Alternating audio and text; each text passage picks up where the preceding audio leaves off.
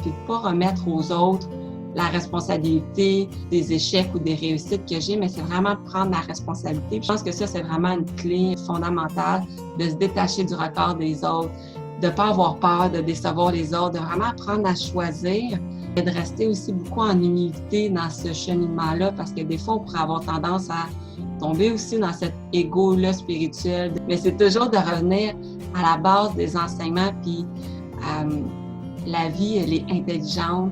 C'est vraiment d'apprendre à avoir une lecture différente de la vie, puis toujours de revenir à la connaissance de soi, avoir plus de cohérence dans ce qu'on a envie de manifester dans notre vie au quotidien. Hello moi-même, bonjour à toi, auditeur, bonjour à tous. Stéphanie Frétac, je suis très heureuse de vous retrouver cette semaine dans mes petites capsules pleines d'amour où mes invités viennent vous livrer quelques-uns de leurs secrets pour s'aimer plus et profiter pleinement de la vie. Cette semaine, j'ai la joie de recevoir Hélène Larose. Bonjour Hélène. Bonjour à tous, bonjour Stéphanie. Bonjour. Hélène, tu vis au Québec, loin là-bas. Hein. Tu es conseillère indépendante pour Arbonne et tu as une boutique en ligne. On s'est rencontrés via François Lemay dans le programme Master Business et Pleine Conscience où tu as collaboré avec lui pour le soutenir dans cette belle aventure. J'ai très rapidement été séduite par ton sourire et ta bonne humeur. Ça m'a donné envie de te suivre et du coup, je suis régulièrement tes lives et tes posts sur Facebook. Merci.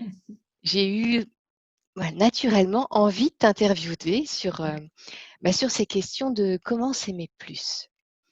Alors Hélène, pour les gens qui ne te connaissent pas, est-ce que tu peux nous dire qui tu es? Ben, avec grand plaisir. C'est toujours la grande question aussi, hein? Qui sommes-nous? Très brièvement, en fait, moi, je suis vraiment une passionnée de la vie et de ce qu'elle nous enseigne à travers les expériences que l'on vit quotidiennement. Moi, mon background, c'est dans le domaine des ressources humaines. J'ai travaillé plus de 10 ans comme conseillère, partenaire d'affaires dans différentes entreprises. Et en 2018, je me suis offert le plus beau des cadeaux, celui de tout laisser et de partir voyager autour du monde avec mon conjoint. Donc, ça a été une expérience hyper enrichissante où j'ai découvert plein de ressources que je sous-estimais en moi. Et depuis mon retour, en fait, on est revenu l'été passé. J'ai démarré mon entreprise en santé mieux-être avec Arbonne, qui est un réseau de marketing. Donc, la boutique est en ligne. Nos clients peuvent acheter peu importe où ils sont. On est présent dans 6 pays à travers le monde. C'est vraiment des produits botaniques qu'on offre là, au niveau de la nutrition, soins corporels, soins visage, maquillage. Et parallèlement à cette entreprise-là, je suis en train de développer mes services de coaching idéalement en entreprise, mais ça peut être avec monsieur, madame, tout le monde aussi, pour vraiment apprendre à prioriser l'être au-delà de l'humain.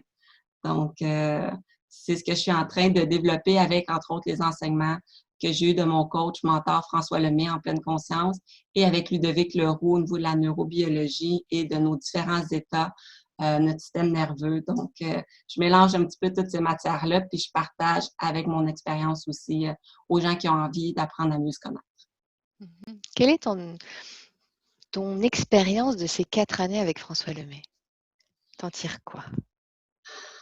Pour moi, ça a été une belle découverte, un vrai cadeau que je me suis offert durant ces 4 années-là.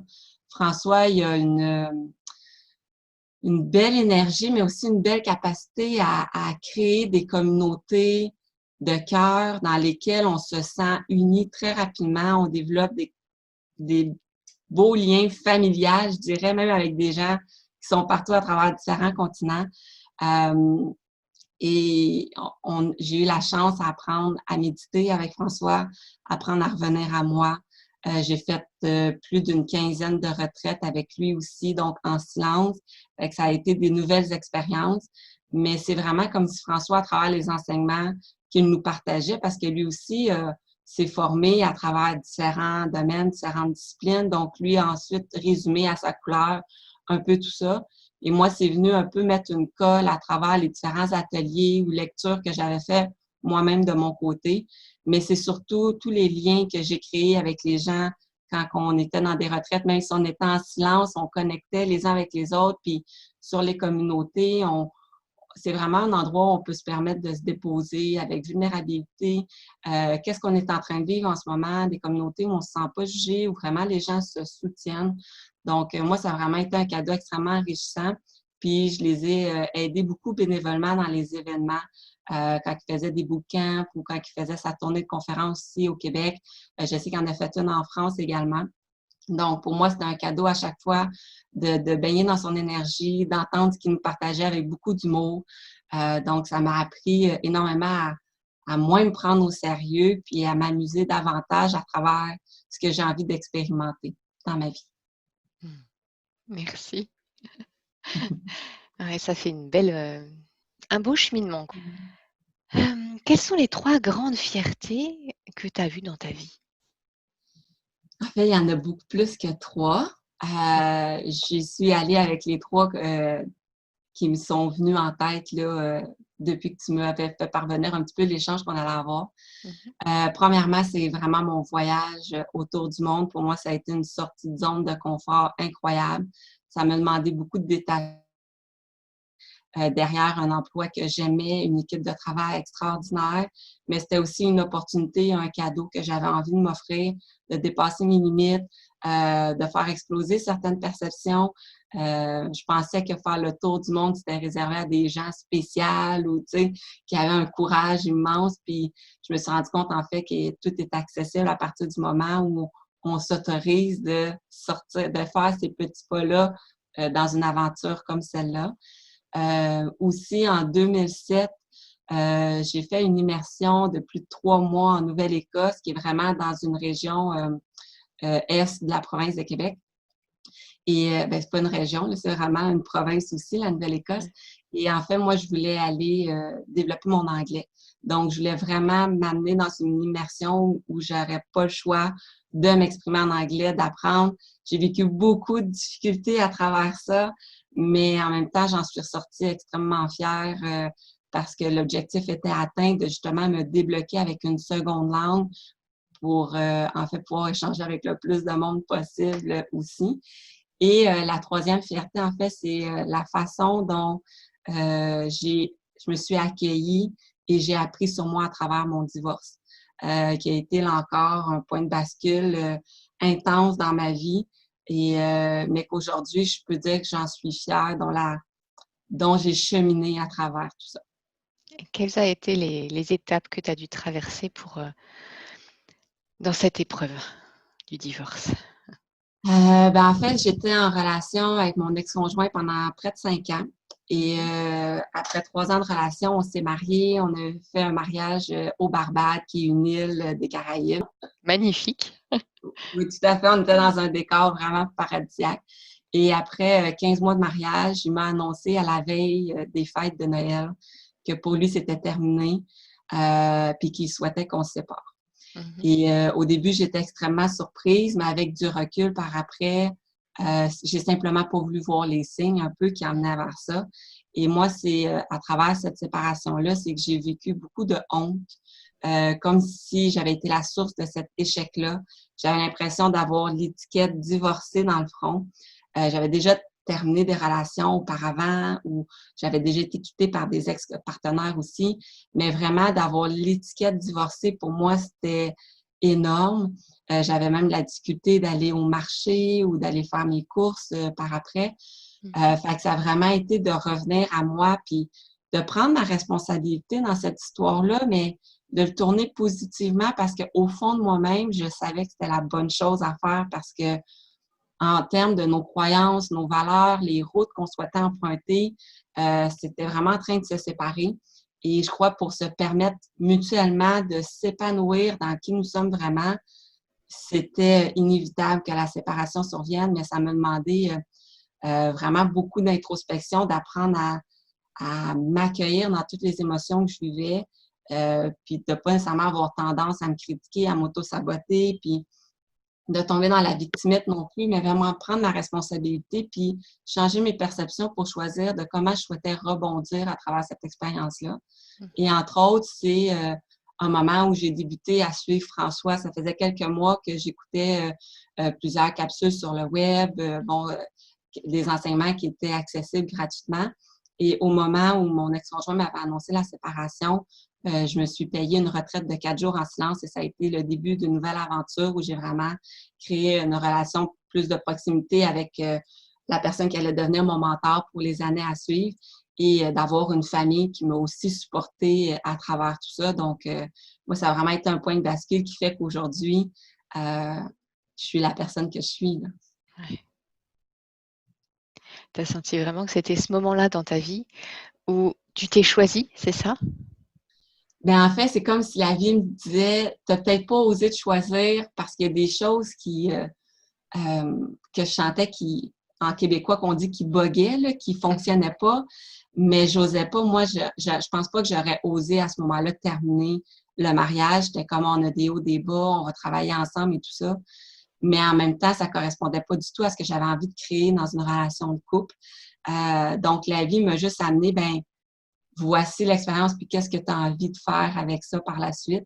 Et même si j'ai vécu des hauts et des bas, puis j'ai eu des périodes quand même difficiles à travers tout ça, je crois que malgré tout, ça a été une période extrêmement enrichissante pour moi, qui m'a appris à me connaître énormément, puis à apprendre à déceler un peu c'est quoi que je portais, c'est quoi les blessures que je portais, qu'est-ce qui me mettait en réaction, c'est quoi la perception que j'avais de moi-même. Puis on parle beaucoup d'amour de soi, mais ça a été une étape importante pour moi, justement, pour revenir à cet amour-là que je devais apprendre à m'offrir plutôt que de me reconnaître à travers les yeux des autres, c'était de me reconnaître moi à travers mes propres yeux.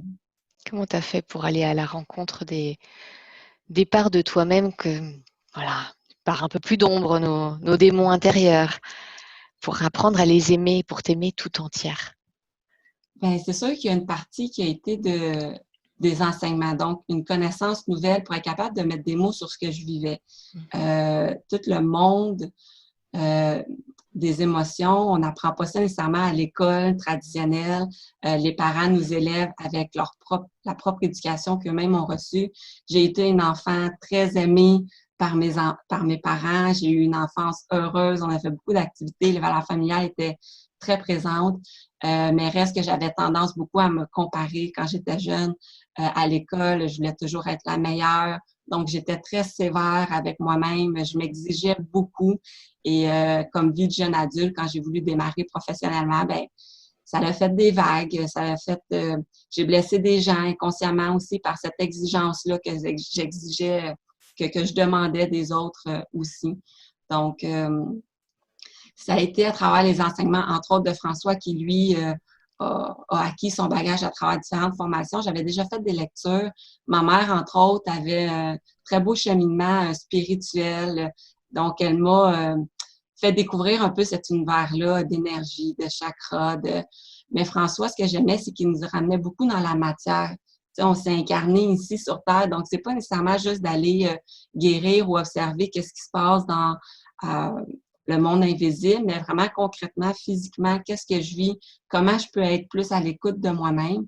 Et entre autres, avec ma formation avec Ludovic aussi, tout sur le système nerveux, ben ça a été encore des connaissances supplémentaires pour être capable de décrire, mettre des mots sur qu'est-ce qui est en train de se dérouler à l'intérieur de moi, puis de ne pas remettre aux autres la responsabilité des échecs ou des réussites que j'ai, mais c'est vraiment prendre la responsabilité. Puis je pense que ça, c'est vraiment une clé fondamentale de se détacher du regard des autres, de ne pas avoir peur de décevoir les autres, de vraiment apprendre à choisir, mais de rester aussi beaucoup en humilité dans ce cheminement-là, parce que des fois, on pourrait avoir tendance à tomber aussi dans cet ego-là spirituel de moi, je sais, moi, j'ai travaillé sur moi, je suis parvenue à. Mais c'est toujours de revenir à la base des enseignements, puis la vie, elle est intelligente. C'est hallucinant quand on observe toutes les synchronicités des personnes qu'on rencontre, des chemins Y, là, des fois, vers où on s'en va, puis comment on a été accompagné dans tout ça. Donc, c'est vraiment d'apprendre à avoir une lecture différente de la vie, puis toujours de revenir à la connaissance de soi. J'en parle beaucoup, mais je pense vraiment que c'est fondamental pour avoir plus de cohérence dans ce qu'on a envie de manifester dans notre vie au quotidien. dans cette étape où tu as repris ta responsabilité, assez souvent, les gens ont du mal parce qu'ils se culpabilisent. Ils tombent Mhm. dans la culpabilité et donc du coup, ils n'arrivent pas à prendre cette responsabilité, cette habileté à répondre de tout ce que la vie nous offre à vivre en fait.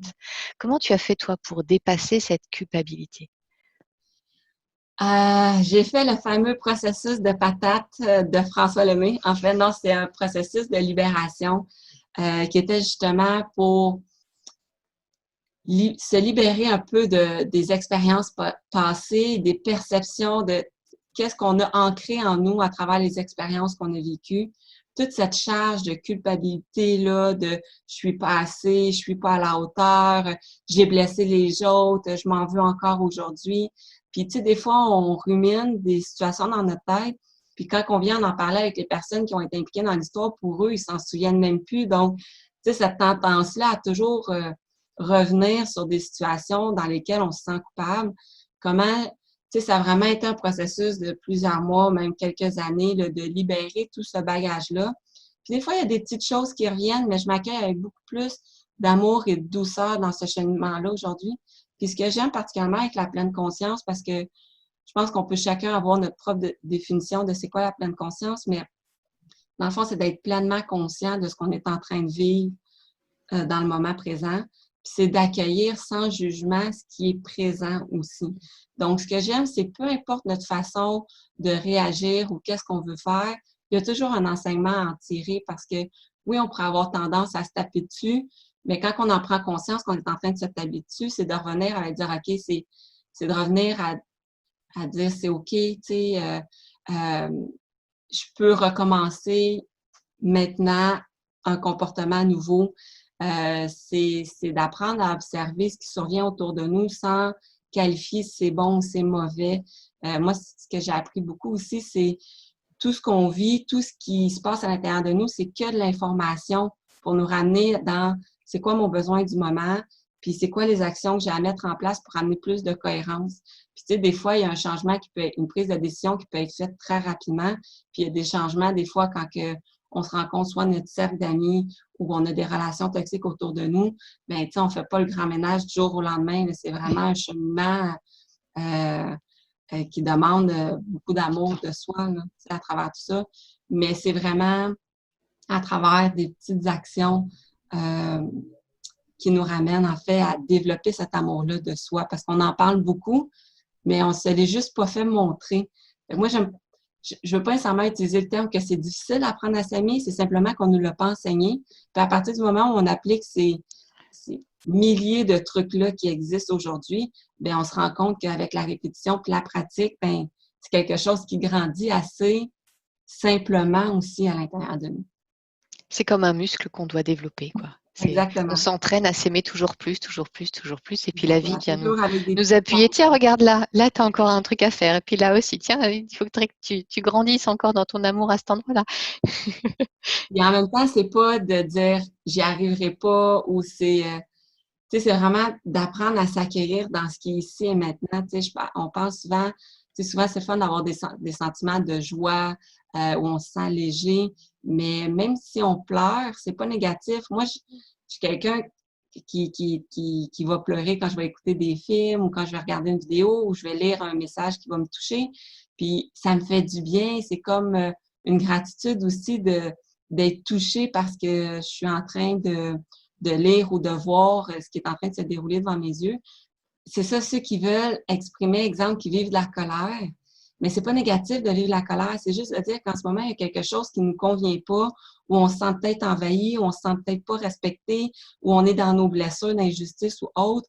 C'est juste de comprendre qu'est-ce qui est venu activer tout ça. C'est vraiment d'apprendre à tourner le regard vers soi constamment, parce qu'on est pleinement responsable de ce qu'on est en train de vivre. On a des éléments déclencheurs autour de nous qui vont venir réveiller ça, mais ce qu'on porte, ça nous appartient. Et il y a différentes façons d'apprendre à s'observer et à désamorcer tout ça pour justement être moins réactif à tout ce qui se déroule autour de nous et être dans un environnement avec plus de légèreté, plus de rire, plus de bien-être. C'est possible de le créer, mais c'est de l'apprendre. C'est de l'expérimenter. Il y a le savoir Et puis le faire pour ancrer, pour que ça descende encore plus dans le corps, dans le corps, dans le corps, pour que ça devienne une évidence, ça vient à un autre niveau. C'est vraiment une Et moi, ce qui m'a expérience. permis de l'intégrer, c'est entre autres les retraites que j'ai faites avec François, parce que dans mon quotidien, je suis pas la personne qui était la plus disciplinée non plus à tous les jours de m'accorder un moment. Mais quand j'étais en retraite, c'était des pauses que je m'étais accordées où là, je me retrouvais vraiment avec moi. Et pendant 2 ans, j'ai fait plusieurs retraites intensément. Et ça m'a aidé beaucoup à venir ancrer des nouvelles façons de faire, des nouveaux conditionnements que j'ai pu par la suite répéter dans mon quotidien. Ouais, tu t'es choisi, tu as vraiment investi sur toi-même pour, pour pouvoir aller dans la bonne direction. Parce qu'au quotidien, tu étais un peu emporté par le cours de la vie. De la Voilà. vie. Et du coup, tu t'es offert ces bulles-là, ces espaces où tu pouvais vraiment être, t'occuper de toi, en fait. C'est ça? Me retrouver, Ouais. revenir à cette connexion-là de moi-même. Oui. Mm. Ouais. Merci. Euh, c'est pas toujours évident de prendre soin de soi et on a tous des besoins et des moyens d'y parvenir différents. Comment toi tu fais pour qu'on puisse s'inspirer, pour que les autres puissent s'inspirer de ton expérience? Comment toi tu fais pour prendre soin de toi au quotidien en ce moment? En fait, j'avais soulevé quelques points. C'est comme en deux volets. Premièrement, c'est vraiment de prendre le temps quand j'ai des moments avec moi-même, de ne pas nécessairement me laisser emporter par mes idées, par mes pensées. Euh, Ça peut être des moments aussi personnels que quand je prends ma douche pendant 5-10 minutes. Est-ce que je peux vraiment juste me retrouver avec moi quand je suis en train de me savonner? Est-ce que je peux le faire avec conscience, avec douceur, être en gratitude de ce véhicule-là qui me permet de fonctionner, qui permet de vivre ce que je ressens à tous les jours. Des fois, ça peut être simplement chaque matin, quand je me lève, je me regarde dans le miroir, au lieu d'observer les rides ou les cheveux blancs ou les poches sous les yeux, c'est vraiment de se dire bonjour à soi. C'est tellement un signe de politesse. J'avais lu quelque part justement, c'est un signe de politesse que de saluer les autres quand on rentre au travail ou quand on rencontre des amis ou de la famille. On se salue, on se fait la bise, mais nous-mêmes, quand on se voit, on ne prend même pas ce temps-là de reconnaître cette vie qui est en nous aujourd'hui, puis toute cette divinité aussi-là qu'on porte. Donc, c'est vraiment prendre le temps de me regarder, de me saluer, de prendre le temps de reconnaître ma valeur de ce que je suis présentement. Et au-delà de toutes les étiquettes qu'on peut avoir, au-delà du titre, au-delà qu'on est maman, qu'on est une sœur, qu'on est une femme, c'est vraiment juste qui je suis dans mon être, dans mon essence présentement. Euh, mais toute cette douceur-là, cette conscience-là, je l'ai appris avec différents exercices que j'ai appliqués dans différents ateliers ou formations que j'ai fait. Puis aujourd'hui, c'est plus des ancrages que je prends le temps. Mais ça, c'est vraiment des petits gestes au quotidien, comme quand que je prends mon véhicule et je regarde dans mon rétroviseur pour voir si derrière la route est dégagée. Bien, des fois, je prends le temps, je m'arrête, je me regarde, puis je me fais un petit sourire à moi-même, juste pour comme coucou, tu sais. Fait que, tu sais, des fois, c'est des petits ancrages comme ça que j'ai, des petits moments où je permets de nourrir cette connexion-là avec moi-même. Sinon, ce que j'ai appris aussi dans les dernières années, entre autres, c'est d'arrêter de me juger, de me critiquer. Quand je tombe là-dedans, des fois, j'en prends pas conscience parce que ma switch n'est pas toujours à on. Des fois, on n'est juste pas conscient de ce qu'on est en train de vivre, mais quand j'ai la vigilance d'attraper que là, je suis en train de me critiquer, c'est de dire, es-tu en train de te prendre trop au sérieux? Prends un petit peu de hauteur. Vraiment de prendre ces petits moments-là pour nous quand on se brosse les dents, quand on se crème, quand on va dans la douche, mais c'est aussi d'apprendre à arrêter de se juger, arrêter de critiquer. Moi, ce qui me permet de m'en rendre compte, c'est quand j'ai tendance à juger les autres, c'est parce que je suis aussi en train de me juger. Donc, moi, c'est une petite lumière qui s'allume comme c'est pas nécessaire d'entretenir ce discours-là. Je choisis de ne pas entretenir ça. C'est de plus déployer ma bienveillance envers les autres et envers moi-même. J'ai aussi une photo de moi quand j'étais un peu plus jeune. Je venais de construire un château de cartes que je ne réussissais jamais à faire. Tu sais, les fameux châteaux avec différents étages. Puis, je me souviens, ce soir-là, J'étais extrêmement fière. Puis là, j'étais à maman, va chercher l'appareil photo. Tu sais, je voulais imprégner ce moment-là Avant dans que ma tout tombe. J'ai cette photo-là sur mon bureau qui me rappelle que des fois, la fierté est dans les petites choses. Moi, à ce moment-là, c'était de construire le château de cartes, tu sais. Fait que c'est ça, tu sais, c'est d'avoir des petits points d'ancrage autour de nous. Comme je parlais, apprendre à mieux se connaître, c'est tellement un cadeau inestimable quand on apprend à comment qu'on fonctionne, c'est quoi le bagage qu'on porte, quand on apprend à reconnaître nos blessures. Peut-être pour certains, c'est du chinois en ce moment. Il y a plusieurs lectures, il y a plusieurs ateliers disponibles. Il y a plusieurs théories aussi là-dessus, mais on prend ce qui nous convient et ce qui répond à notre besoin aujourd'hui, dans ce qu'on est en train de vivre. Mais quand j'ai appris, tu sais, que moi, mes blessures, exemple, c'était le rejet, l'injustice, l'humiliation, mais je comprenais que quand je me retrouvais dans une situation où j'avais la perception que je me sentais rejetée, mais au lieu de tomber en réaction, c'était juste un petit clin d'œil encore de OK, ce qui est en train de se dérouler devant moi, c'est une opportunité pour apprendre à grandir et accueillir la situation qui est là. Et de moins en moins, ces situations-là vont revenir. Puis je vais manifester de plus en plus une vie en cohérence avec ce que j'ai envie de créer. C'est Donc, ce que tu disais, mais dans les faits, c'est ce que tu as vu. Tu as vu oui, que petit à petit, ces événements-là, ils ne revenaient plus, c'est ça? effectivement. Ouais. Moi, j'avais un grand bagage, comme je disais auparavant, un grand bagage de culpabilité à l'intérieur de moi. Puis souvent, c'était, on dirait, ce que les autres m'avaient fait vivre, qui m'avaient fait du mal, j'avais une plus grande facilité à pardonner que moi, quand je blessais quelqu'un, là, je m'infligeais ça très longtemps. Puis ça a vraiment été apprendre à libérer tout ça. Et ce bagage-là, une fois qu'il est libéré, en tout cas pour moi, ben j'y revenais plus nécessairement. Puis ça a amené beaucoup plus de légèreté. Puis c'est toujours de se dire que j'ai fait du mieux que je pouvais avec les outils que j'avais à ce moment-là, le niveau de conscience et l'intelligence du moment.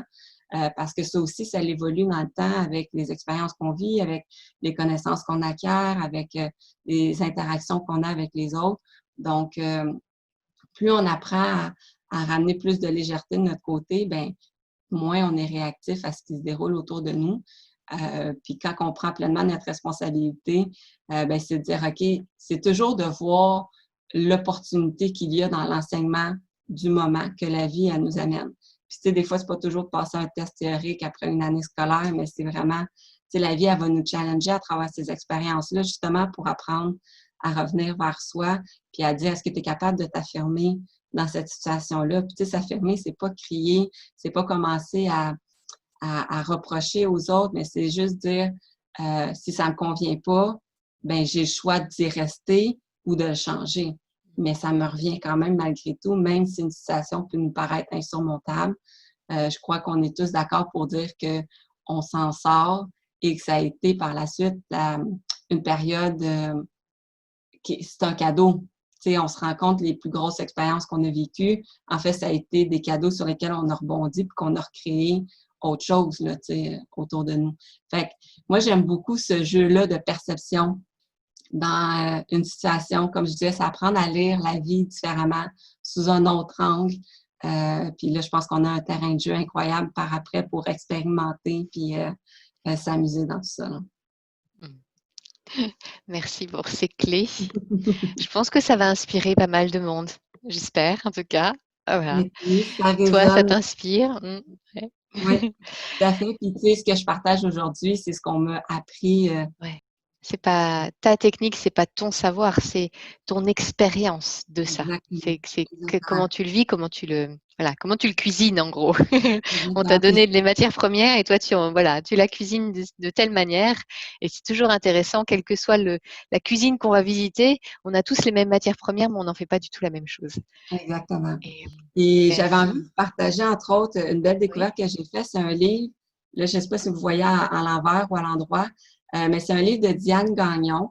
Puis c'est de moi à moi. Elle nous partage 100 cadeaux à se faire avec amour pour développer l'estime de soi. Puis c'est vraiment un livre là, qui se lit, tu sais, c'est plein de petits cadeaux comme nous fixer des objectifs qui sont réalistes et stimulants, de se célébrer, de faire un journal de nos petits bonheurs, euh, de prendre soin de nous, de notre santé à chaque jour, c'est quoi la petite action qu'on peut faire. Fait elle donne vraiment plein de petits trucs qui nous permettent justement de développer ces petits conditionnements-là d'amour de soi. Donc, elle est très présente sur les réseaux sociaux, elle fait des conférences un peu partout. Mais moi, c'est quelqu'un qui m'a beaucoup touchée, Diane Gagnon. Donc, j'avais envie de vous le présenter si ça parle à Merci. certains. Qu'est-ce qui t'apporte ce livre? Qu'est-ce que tu as appris Ben moi, en fait, toi? c'est vraiment des fois quand j'ai l'impression d'être dans une période où les choses se passent pas comme je le voudrais, ou je me sens peut-être un petit peu plus isolée ou quoi que ce soit. Ben, tu sais, je reprends ce livre-là, je le feuille, puis après ça, je peux tomber sur une page, puis bon, revenir vers le positif. Je vais prendre le temps de lire les 2 pages où elle décrit ça. Des fois, il y a un petit exercice. Puis je me permets de prendre cet exercice-là pour justement changer le discours qui est en train de tourner à l'intérieur de moi. C'est entre autres un truc, mais j'en ai appris d'autres aussi à travers différentes formations que j'ai faites. OK, merci. Pour clôturer cette interview, Hélène, est-ce qu'il y a un secret que la vie t'a appris que tu aimerais léguer? En fait, je dirais la plus grande prise de conscience que j'ai faite jusqu'à maintenant, je l'ai fait, elle m'est arrivée durant mon voyage. J'étais à Bangkok, en Thaïlande, et j'ai juste réalisé que ce que l'on pense, souvent on est dans l'attente d'un idéal de vie ou d'un idéal d'une situation. Moi, quand je travaillais, je me disais, la journée où je travaillerai plus, où je vais pouvoir voyager comme je veux, où j'aurai pas de problème financier ou de préoccupation quelconque, la vie, elle va être parfaite. La réalité, c'est que je me suis créé cet univers-là. Et malgré tout, durant mon voyage, il y a des journées où j'étais bougonneuse. Il y a des journées où je m'ennuyais. Il y a des journées où j'étais juste pas bien avec moi-même.